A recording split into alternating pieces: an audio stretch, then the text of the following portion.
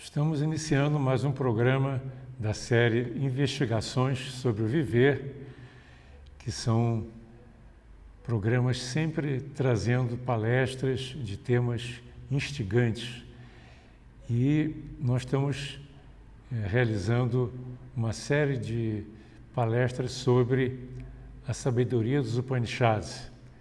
Essa é a 8ª palestra da série, desse conjunto de ensinamentos notável que remonta à Índia Antiga, né? A sabedoria dos Vedas. E muitos sábios dizem que os Upanishads são assim a fina flor, né? A expressão máxima da sabedoria dos Upanishads, que também é a sabedoria dos rishis, né? Daqueles grandes instrutores que foram praticamente os mentores da visão de mundo que predomina na Índia e que foi exportada para o mundo todo. Os Upanishads são textos muito poéticos, muito belos e que tocam o coração. Eu quero ler para vocês um trecho do Swami Sivananda, que é um grande yogi da Índia, né? Eu acho que ele já faleceu, mas ele deixou esse testemunho, ele escreveu vários livros sobre os Upanishads. Ele diz o seguinte: não há livro em todo o mundo que seja tão estimulante, inspirador e capaz de tocar a alma como os Upanishads. A filosofia ensinada pelos Upanishads tem sido uma fonte de luz para muitos, tanto no Oriente quanto no Ocidente. Os Upanishads ensinam a filosofia da unidade absoluta. Eles contêm as verdades sublimes da Vedanta e dicas e indicações práticas que vertem muita luz na senda da autorrealização. Então, vocês vejam esse testemunho do Sivananda, né, como mostra a importância que ele dava. E praticamente os grandes instrutores da Índia, Sri Aurobindo escreveu várias obras sobre os Upanishads, o Shankaracharya, que é o grande personagem, né, do hinduísmo mais recente, ele não só falava muito dos Upanishads, como ele selecionou os 10 principais Upanishads e comentou esses Upanishads. Então ele deu assim uma grande importância e ele baseou toda a sua filosofia nessa tradição que remonta à Índia muito antiga. Então nós podemos dizer que os Upanishads são textos que são inspiradores e eles mostram algo que tem a ver com a busca de todos os seres que estão à cata de uma resposta para as suas indagações existenciais, para as questões mais profundas da existência. Os Svetasvatara Upanishad, ele é pequeno, contém apenas 113 mantras, ou versos, né? Ele é todo em versos, e dividido em 6 capítulos. Ele considera, assim, ele é considerado um Upanishad um pouco diferente dos outros, porque ele tem uma tônica um pouco devocional. Talvez por isso ele não tenha sido listado como um dos 10 principais por Shankaracharya. Mas eu considero ele um dos Upanishads mais inspiradores, porque justamente ele traz esse aspecto, né, da devoção a Ishvara, a devoção a Shiva, devoção a Rudra.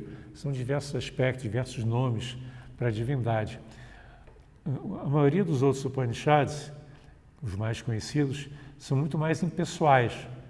Eles tratam assim do relacionamento do homem com Brahman. Brahman, que é considerada a divindade máxima, suprema, sobre o qual nada pode se falar e com quem não se pode relacionar, porque ele está além de qualquer pessoalidade, de qualquer atributo. Já existem manifestações de Brahman, né? Ishvara é uma das mais conhecidas, né? Rudra também é uma divindade muito conhecida na Índia Antiga, nos Vedas, e Shiva, que praticamente derivou dessa devoção a Rudra. Shiva é muito mencionado nesse Svetasvatara Upanishad. E esse Upanishad fala da natureza do universo e da alma, mostrando... Aliás, muitos Upanishads falam dessa natureza, né? E ele mostra como Jiva é uma palavra sânscrita que quer dizer a chispa divina, né? A natureza divina manifestada no ser humano, o aspecto divino do homem, né?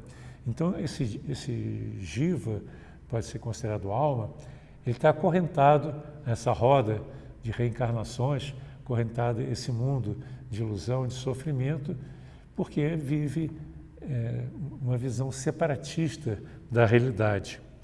Então, os Upanishads procuram justamente remover essa visão separatista para poder permitir que o homem consiga se libertar da ilusão, né?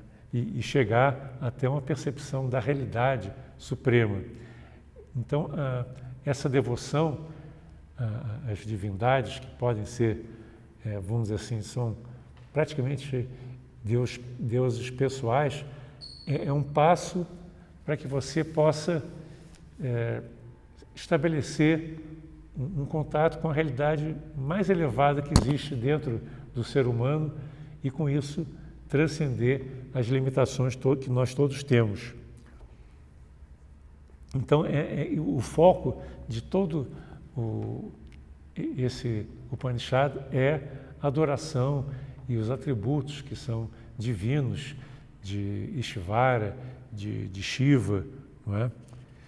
E ele começa com uma invocação muito bonita, que diz o seguinte: Om, que sejamos protegidos por ele com E maiúsculo, né? Professor, né? E discípulos, dois sendo protegidos. Que ele faça com que venhamos a desfrutar da bem-aventurança e que nós possamos encontrar o verdadeiro significado das Escrituras. Que nossos estudos sejam frutíferos, que nós nunca venhamos a ter desentendimentos. Om, Shanti, Shanti, Shanti. Então, vocês veem que quase todos os Upanishads têm uma invocação inicial para criar uma sintonia entre o instrutor e o discípulo, ou os discípulos que estão investigando juntos.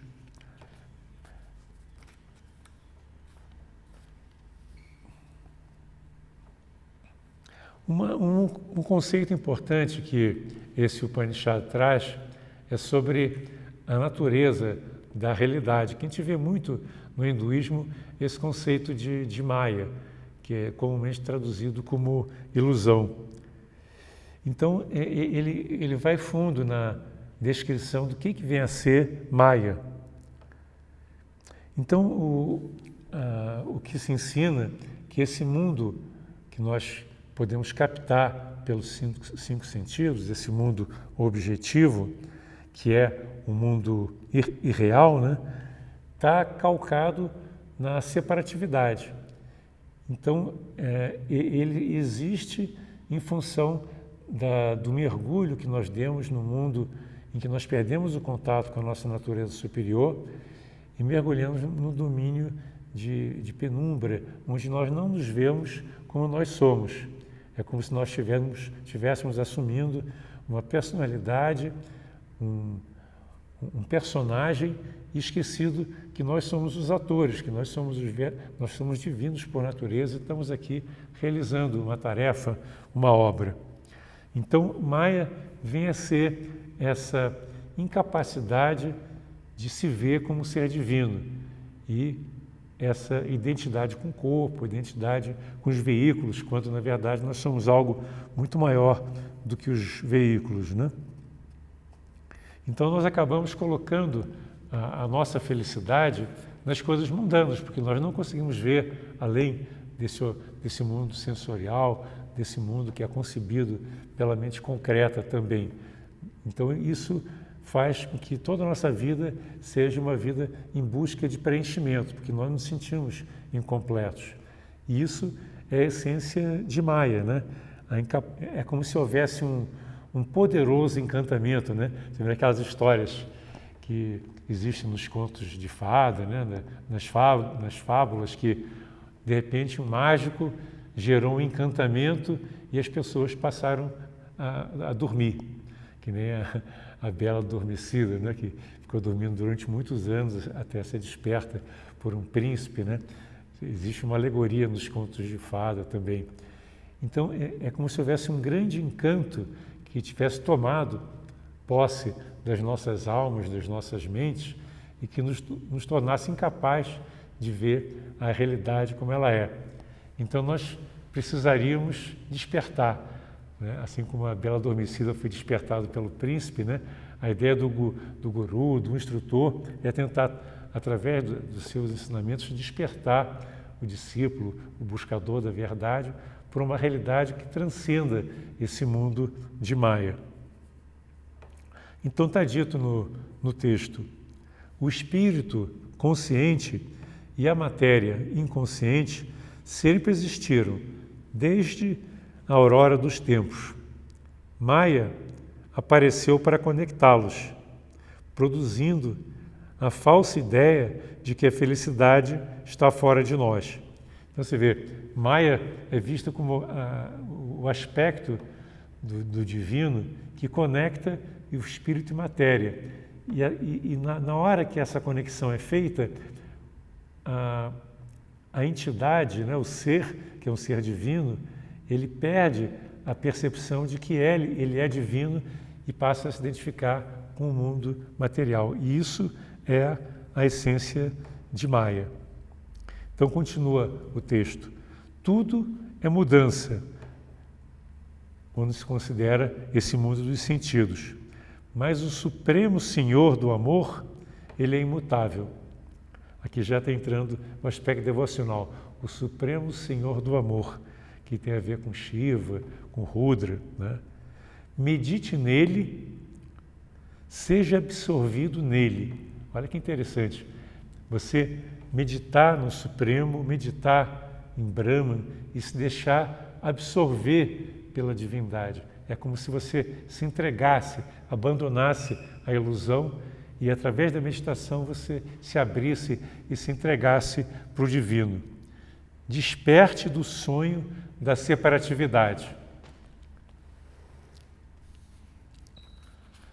Vocês veem então que a separatividade é vista nos Upanishads como o grande problema do ser humano. E esses textos dos Upanishads procuram, através da poesia, através da inspiração, levar o ser humano a perceber algo que está além do intelecto, além da percepção sensorial, que é aquele algo que pode nos libertar. Então, continuando com o texto. Ariom. Ariom é uma saudação muito comum na Índia. Às vezes você cruza com alguém e as pessoas falam Ariom. Ariom. Os buscadores de Brahman conversam. Aí está essa investigação. Você vê quantas perguntas que surgem numa investigação entre discípulos e entre mestre e discípulos.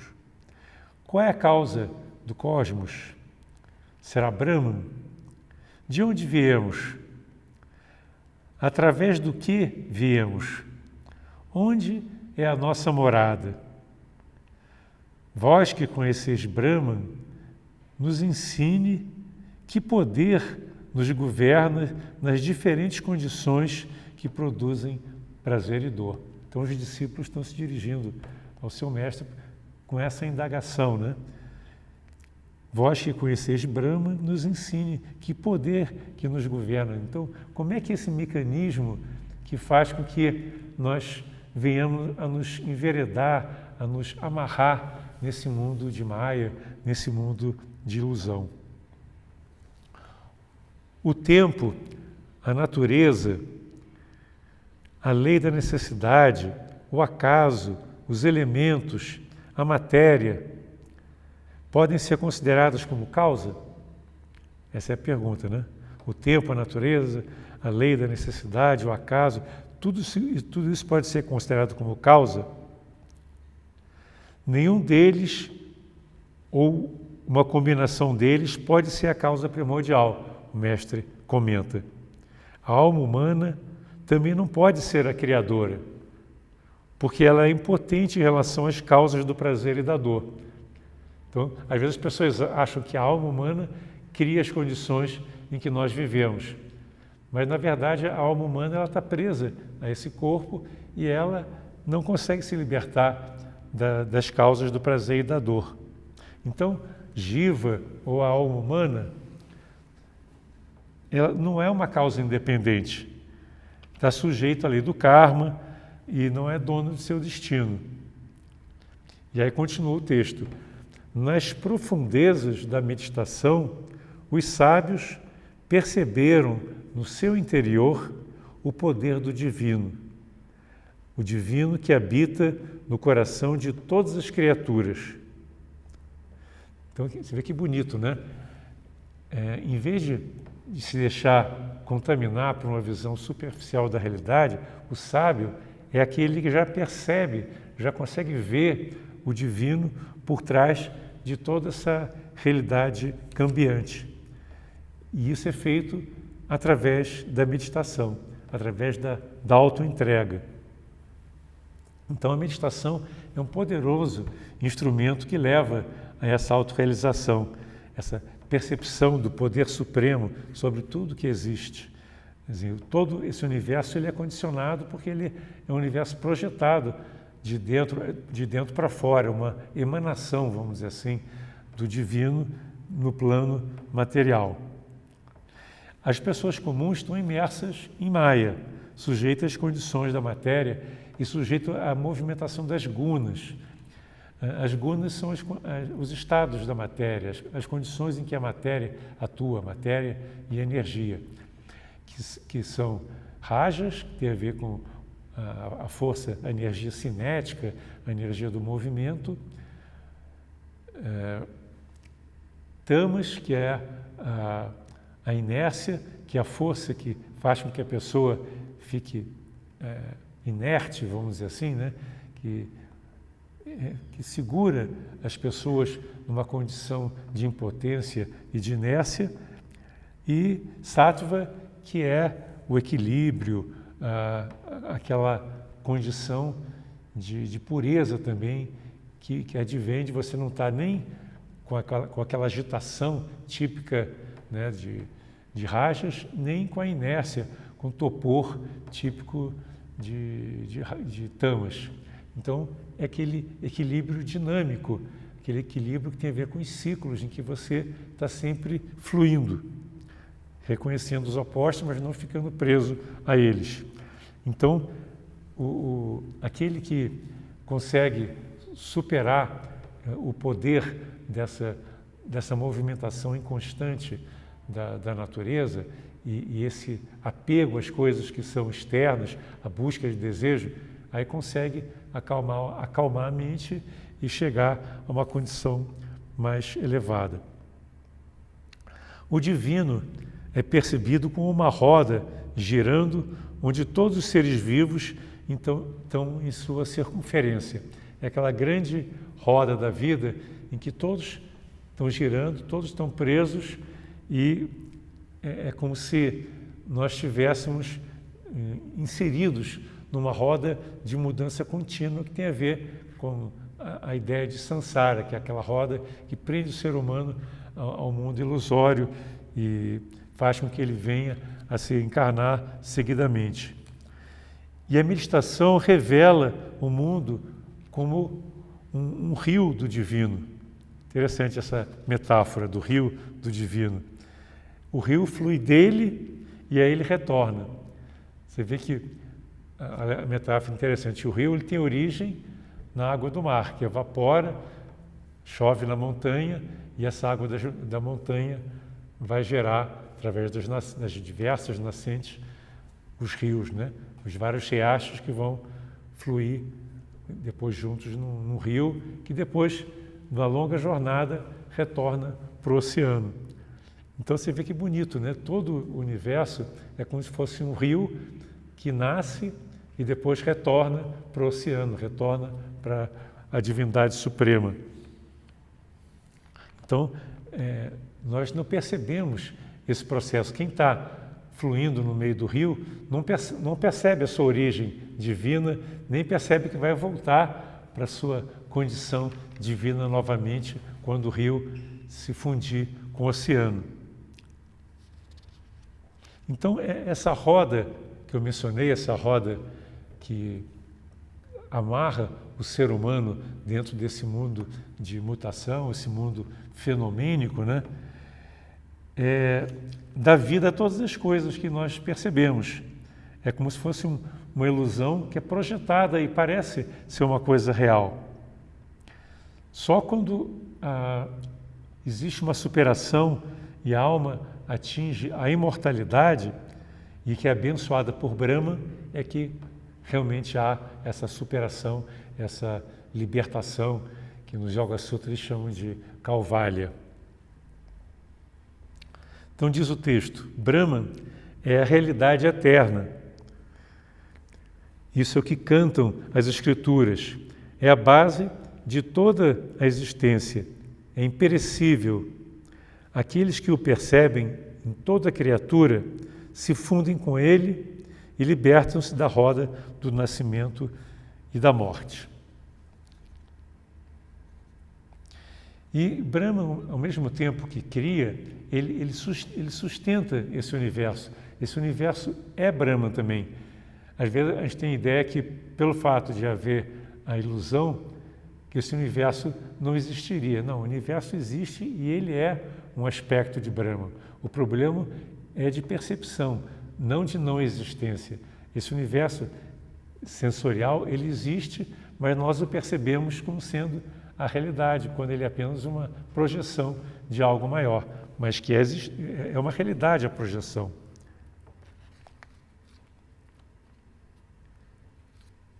E aí diz o texto, conheça Brahman e todos os grilhões serão dissolvidos. O sofrimento cessará, assim como os nascimentos e mortes. Sem a identificação com o corpo, todos os desejos são satisfeitos nele, todos os anseios são satisfeitos nele, né, com N maiúsculo, que é um e sem segundo. Perceba que ele, com E maiúsculo, reside sempre no seu coração. Não há nada mais elevado que possa ser conhecido nessa vida. Então você vê esse ensinamento de que a divindade suprema está no nosso coração, que nós somos divinos, a divindade está muito presente, ela, além de ela ser transcendente, ela é imanente, ela está dentro de nós e pode ser percebida, pode ser contactada na medida que nós nos abrimos para ela, né? Então isso é considerado um dos ensinamentos mais elevados que os Upanishads buscam transmitir. Então, mais uma vez, a meditação é o meio de nós conseguirmos nos aproximar dessa realidade maior. No Mundaka Upanishad, que nós já vimos antes, né, tem uma frase que é muito interessante e tem a ver com esse despertar, né? É uma pergunta que é feita. O que é aquilo que, quando conhecido, todo o universo é conhecido? Olha que interessante. O que é aquilo que, quando conhecido, todo o universo é conhecido? Quer dizer, quando nós temos essa possibilidade de transcender as nossas limitações, a nossa visão equivocada da realidade, aí nós temos acesso a algo que não pode ser descrito, mas que faz com que tudo seja conhecido. Ou seja, aí nós nos tornamos também oniscientes, onipresentes, nós nos tornamos a própria divindade. E aí continua o texto. Senhor do amor, que está oculto no coração de todos, assim como a manteiga está oculta no creme de leite. Através da meditação e da austeridade, o ser se funde com a realidade suprema. Você vê que ensinamento místico bonito, né? O Senhor do amor está oculto, assim como a manteiga está oculta no creme, assim como o fogo está oculto na lenha ou no fósforo. E isso tudo indica que por trás do visível existe o invisível, o intangível, aquilo que não pode ser conhecido, mas que está lá presente, é a razão de ser de tudo que existe, né? Possa o Senhor Supremo, que está oculto nas criaturas, como a aranha que está oculta na sua teia, nos conceder a iluminação. O Senhor é o operador, nós somos seus inumeráveis instrumentos. Cada um de nós é como se fosse um instrumento que é tocado pela presença divina. Não é? Nós estamos, na medida que nós nos abrimos para o divino, é como se nós estivéssemos sendo usados como instrumento de algo muito maior. Nem o sol, nem a lua, nem as estrelas, nem o fogo brilham. Tudo reflete a luz do Senhor. Não é? Às vezes a gente imagina que o sol brilha por si só, mas na verdade o sol brilha porque ele tá expressando a luz de algo muito maior que ele, assim como a lua e as estrelas. Tudo está refletindo a luz do Senhor. Que possamos percebê-lo em nossa consciência. Não há outra maneira de conquistar a morte.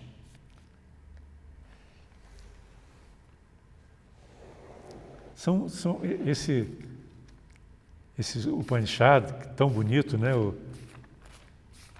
Svetasvatara Upanishad, ele tem também alguns trechos que são bem devocionais, que eu queria trazer para vocês também. Ele fala assim: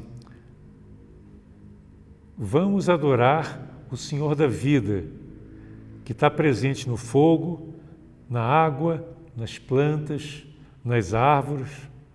Vamos adorar o Senhor da vida. Vamos adorar o Senhor da vida.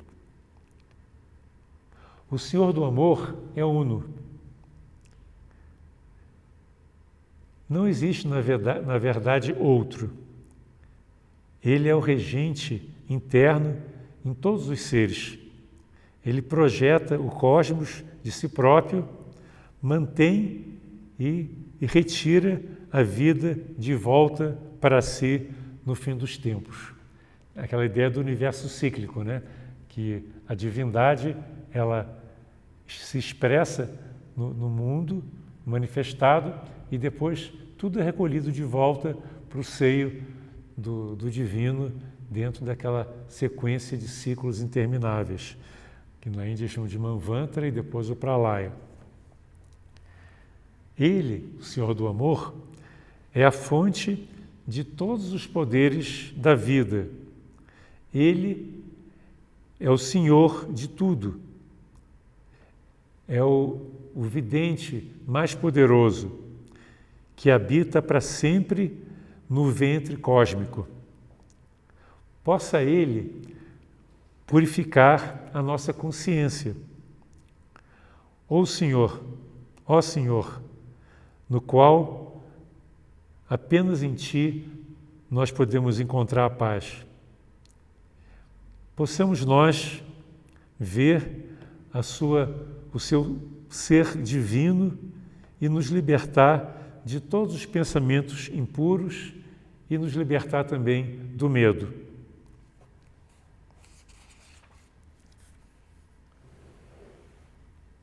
Ó Senhor do amor, que está oculto no nosso coração e no coração de todas as criaturas, que é maior que o mais potente, através da vossa graça, faça com que todos os nossos desejos egoístas e o nosso sofrimento possa findar e nós possamos encontrar a unidade com a sua presença.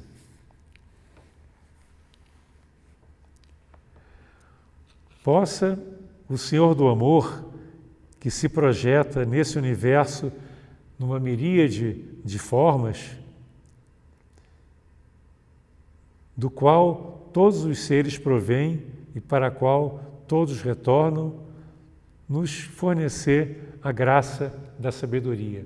Então, esses cânticos poéticos, né, estão sempre invocando ao Senhor do Amor, pedindo que Ele esteja sempre nos indicando o caminho, mostrando que o amor é uma das ferramentas mais poderosas para nós superarmos aquele encanto que eu me referi há pouco, né?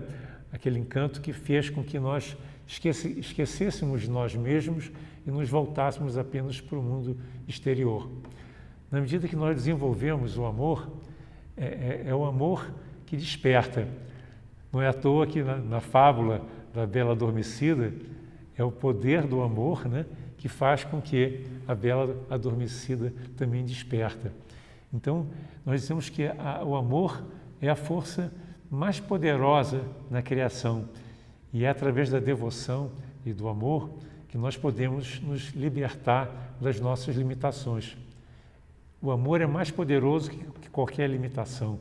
Então, essa devoção e essa busca contínua de algo que transcende a tudo que possa ser percebido está na essência dos ensinamentos dos Upanishads. Então, sempre aquela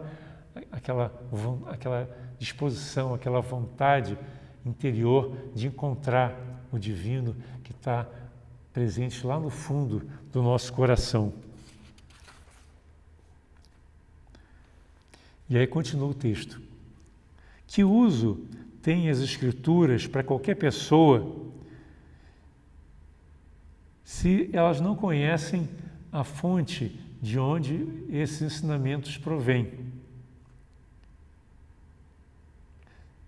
Aonde todos os deuses e o mundo residem? Apenas aqueles que percebem o divino sempre presente no coração conseguem atingir uma felicidade duradoura. Então, aqui está indicado que por mais que você estude qualquer escritura de qualquer religião, esses ensinamentos não mostram onde está aquela presença, aquela divindade que é a origem de todas as escrituras, que inspirou as pessoas que escreveram todas essas escrituras. Se nós não conseguirmos estabelecer um relacionamento entre nós e o divino, entre nós e o Senhor do Amor, tudo vai ficar apenas no nível do intelecto. Nós seremos incapazes de vivenciar realmente os ensinamentos que estão nos livros sagrados. Saiba que essa presença, essa divindade, é o supremo mágico. Eu falei, né, do mágico que fez com que, quase como um passe de mágica, né, um encanto, nós passássemos a ver a realidade de forma equivocada, de uma forma ilusória. Então, conheça que esse supremo mágico,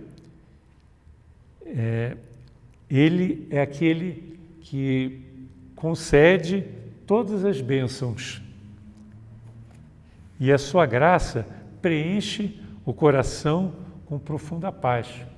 Então, esse mesmo ser que encantou a humanidade, que fez com que a humanidade se voltasse para fora e ficasse levando uma vida ilusória, esse mesmo ser que faz com que, através da sua graça, faz com que nós possamos despertar. É como se fosse um ciclo, né? Que você sai da casa do Pai e depois retorna novamente à casa do Pai, tendo vencido as ilusões, vencido a ignorância e percebido que existe algo muito maior do que esse mundo limitado, esse mundo pequeno, esse mundo de sofrimentos. Conheça-o como o arquiteto supremo, aquele que está entronado no coração de todos. Conheça-o nas profundidades da meditação. Possa ele nos fornecer a imortalidade. Você vê a importância, né, mais uma vez, da meditação. A meditação que faz com que nós venhamos a nos relacionar com a divindade que está presente, né? Que está sentado num trono que jaz no nosso coração. É por isso que muitas meditações do yoga procuram fazer com que nós venhamos a mergulhar na caverna que existe no coração e lá encontrar essa presença, né? Esse Senhor do amor que faz com que, né, o nosso coração vibre de forma diferente, que a gente descubra e visualize a realidade não pelo intelecto, mas pela força do coração, a força do amor. Mais uma vez a poesia. Ele está longe, além de tudo que nós podemos alcançar com a nossa mente. Ele está só. A sua glória, no entanto, preenche todo o mundo. Ele está muito além da capacidade do alcance do olhar. Ele está só, mas possa ele, o Senhor Shiva, revelar a si próprio nas profundidades, nas profundezas da meditação e nos direcionar, nos conceder a imortalidade. Você vê que algumas frases são repetitivas, é uma maneira de você introjetar através da repetição, que nem no mantra, né? Esse conceito tão importante, né? De que a nossa meta é a imortalidade, não é esse mundo limitado, fenomênico e dos sentidos. Ame o Senhor e se liberte, esteja livre. Ele é aquele que aparece como múltiplos seres. Ele que está envolvendo todo o cosmos, sem início e sem final. Ninguém, a não ser aqueles que são puros de coração, podem percebê-lo, podem realizar e se entregar a ele. Então aqui está dito mais uma dica, né? Somente aqueles que são puros de coração podem, através da própria meditação, entrar em contato com ele. A pureza é uma pré-condição para que você consiga se aprofundar tanto na meditação que não haja nada no mundo que te traga de volta.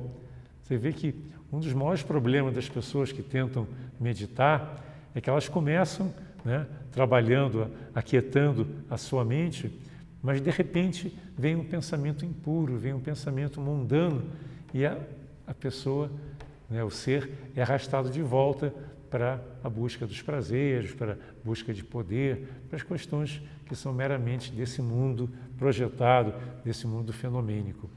Então, a pureza do coração é que permite que você entre no estado de quietude e se mantenha nesse estado de quietude e com isso você possa, né, abandonar o seu eu e se entregar, né, dentro daquele estado devocional para o ser divino, para que o Senhor do amor possa habitar e você se sinta como sendo a própria divindade, você se sinta como um canal para o amor. Você vê que todos os grandes instrutores, sem exceção, eles sempre foram muito amorosos, eles exalavam esse amor, porque eles estavam justamente trazendo dos planos superiores, né, essa energia tão poderosa que é a energia do amor, a energia que preenche todo o universo e que faz com que tudo tenha sentido. É essa mesma energia do amor que faz com que tudo exista. O amor é que permite que as coisas permaneçam conectadas. Você vê, quando existe amor entre duas pessoas, marido e mulher, por exemplo, né? Eles se mantêm unidos, mantêm como uma unidade, como se fosse quase como um ser único. Se o amor desvanece, se o amor desaparece, o que acontece? Acontece a separação. Então o amor é a força de coesão, é a força da vida. Tudo que existe se mantém unido pela força do amor. Quando existe a morte, existe a desagregação, porque essa força da vida, essa força do amor não mais existe. Você vê que coisa bonita essa, né? Nós vemos o amor onde aparentemente existe apenas uma vida comum, mas essa vida só existe porque o amor uniu, o amor integrou as células, as pessoas, os planetas dentro do sistema solar, as galáxias, tudo está unido através dessa poderosíssima força do amor, que é a força do Deus Supremo, né? Do Deus do amor, que pode ser chamado de Rudra, de Shiva e dos mais diversos nomes, mas que no fundo é aquela divindade que é uma manifestação de Brahma e que coloca tudo em movimento e coloca tudo em coesão, mesmo num estado de transformação, mas mantendo a coesão. A coesão existe, mas há transformação na maneira como os seres se manifestam, como eles se relacionam também.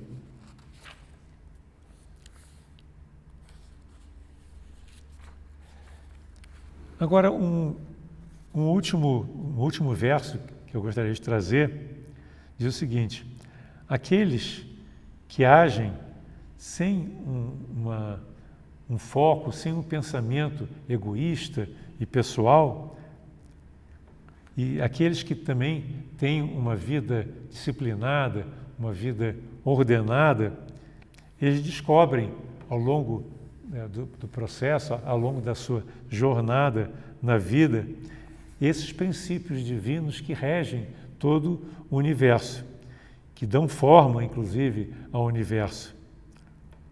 Então, aqueles que trabalham a serviço do Senhor se livram, inclusive, da lei do karma, no sentido que eles deixam de acumular karma negativo. E com isso, eles podem se libertar completamente da roda das reencarnações. Então, vocês veem que a maneira que os Upanishads estão sugerindo que nós viemos a nos comportar é eliminar todo o traço de interesse pessoal, porque o interesse pessoal é que impede que nós sejamos unos com todos os seres.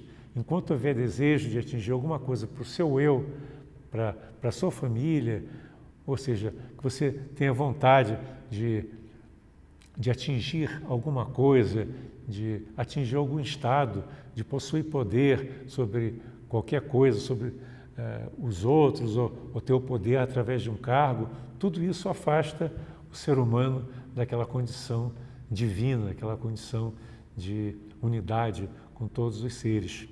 Então, aqui ele fala que uma vida consciente, em que você deixa a inteligência divina agir através de você, que você percebe que aquilo que você está vendo através dos sentidos não é a realidade suprema, e através da meditação você se volta para algo maior, mantendo sempre aquela disciplina, aquela regularidade na sua prática espiritual, chega o momento em que ocorre esse despertar, assim como chegou o momento em que o Buda se iluminou. Então todos nós temos os nossos momentos, né? Os momentos em que nós olhamos a realidade e essa realidade se mostra para nós como algo diferente. Então, nesse momento há um verdadeiro aprendizado, e quando há um aprendizado, nós já nos transformamos. Então, fica aqui essa dica, né, desse precioso Upanishad, que nós temos que mergulhar na energia do amor, deixar que a energia do amor flua através de nós, que nós sejamos amor, que nós venhamos a exalar amor, que nós possamos nos relacionar com as pessoas com gentileza, com amorosidade. E esse é um caminho certo para a autorrealização, para a superação de tudo que é sofrimento e para a imersão, para a fusão da nossa consciência com a consciência de Brahma, com a consciência do divino.